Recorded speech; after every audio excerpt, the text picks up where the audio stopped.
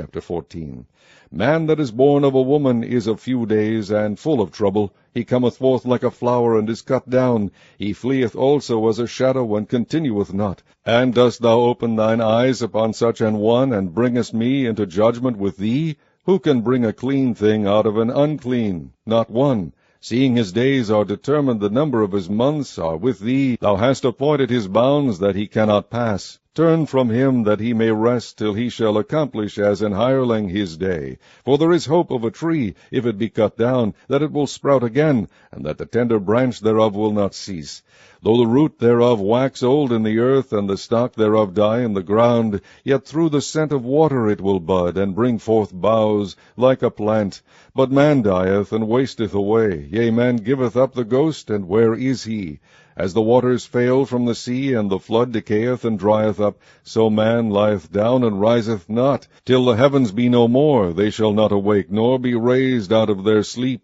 O that thou wouldest hide me in the grave, that thou wouldest keep me secret until thy wrath be past, that thou wouldest appoint me a set time, and remember me. If a man die, shall he live again? All the days of my appointed time will I wait, till my change come. Thou shalt call, and I will answer thee. Thou wilt have a desire to the work of thine hands. For now thou numberest my steps. Dost thou not watch over my sin? My transgression is sealed up in a bag, and thou sewest up mine iniquity. And surely the mountain falling cometh to naught, and the rock is removed out of his place. The waters wear the stones. Thou washest away the things which grow out of the dust of the earth, and thou destroyest the hope of man. Thou prevailest for ever against him, and he passeth. Thou changest his countenance, and sendest him away. His sons come to honor, and he knoweth it not, and they are brought low, but he perceiveth it not of them. But his flesh upon him shall have pain, and his soul within him shall mourn. Chapter 15. Then answered Eliphaz the Temanite, and said, Should a wise man utter vain knowledge, and fill his belly with the east wind? Should he reason with unprofitable talk, or with speeches wherewith he can do no good? Yea, thou castest off fear, and restrainest prayer before God. For thy mouth uttereth thine iniquity, and thou choosest the tongue of the crafty. Thine own mouth condemneth thee, and not I. Yea, thine own lips testify against thee. Art thou the first man that was born, or wast thou made before the hills? Hast thou heard the secret of God, and dost thou restrain wisdom to thyself? What knowest thou that we know not? What understandest thou which is not in us? With us are both the gray-headed and very aged men, much elder than thy father. Are the consolations of God small with thee? Is there any secret thing with thee? Why doth thine heart carry thee away? And what do thy eyes wink at, that thou turnest thy spirit against God, and lettest such words go out of thy mouth?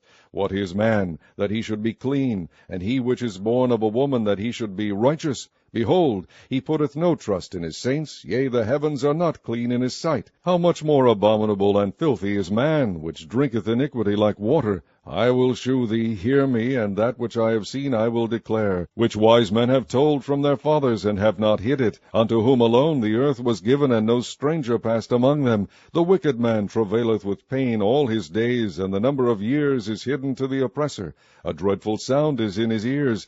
In prosperity the destroyer shall come upon him. He believeth not that he shall return out of darkness, and he is waited for of the sword. He wandereth abroad for bread, saying, Where is it? He knoweth that the day of darkness is ready at his hand. Trouble and anguish shall make him afraid. They shall prevail against him as a king ready to the battle. For he stretcheth out his hand against God, and strengtheneth himself against the Almighty. He runneth upon him, even on his neck, upon the thick bosses of his bucklers, because he covereth his face with his fatness, and maketh collops of fat on his flanks. And he dwelleth in desolate cities, and in houses which no man inhabiteth, which are ready to become heaps. He shall not be rich, neither shall his substance continue, neither shall he prolong the perfection thereof upon the earth.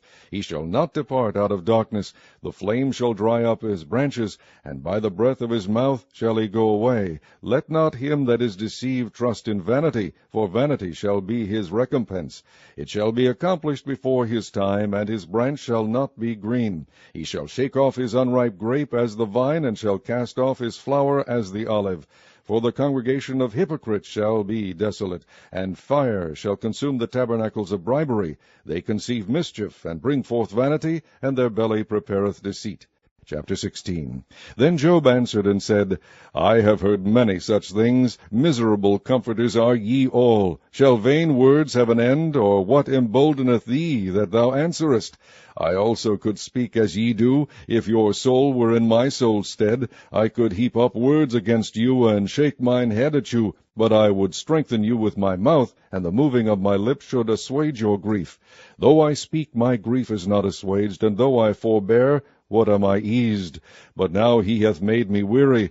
Thou hast made desolate all my company, and thou hast filled me with wrinkles, which is a witness against me, and my leanness rising up in me beareth witness to my face. He teareth me in his wrath, who hateth me. He gnasheth upon me with his teeth. Mine enemy sharpeneth his eyes upon me. They have gaped upon me with their mouth. They have smitten me upon the cheek reproachfully. They have gathered themselves together against me.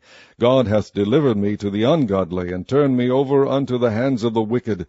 I was at ease, but he hath broken me asunder. He hath also taken me by my neck, and shaken me to pieces, and set me up for his mark. His archers compass me round about. He cleaveth my reins asunder, and doth not spare. He poureth out my gall upon the ground. He breaketh me with breach upon breach. He runneth upon me like a giant. I have sewed sackcloth upon my skin, and defiled my horn in the dust. My face is foul with weeping, and on my eyelids is the shadow of death. Not for any injustice in mine hand. Also my prayer is pure. On earth cover not thou my blood, and let my cry have no place. Also now behold, my witness is in heaven, and my record is on high. My friends scorn me, but mine eye poureth out tears unto God. Oh, that one might plead for a man with God, as a man pleadeth for his neighbor. When a few years are come, then I shall go the way whence I shall not return.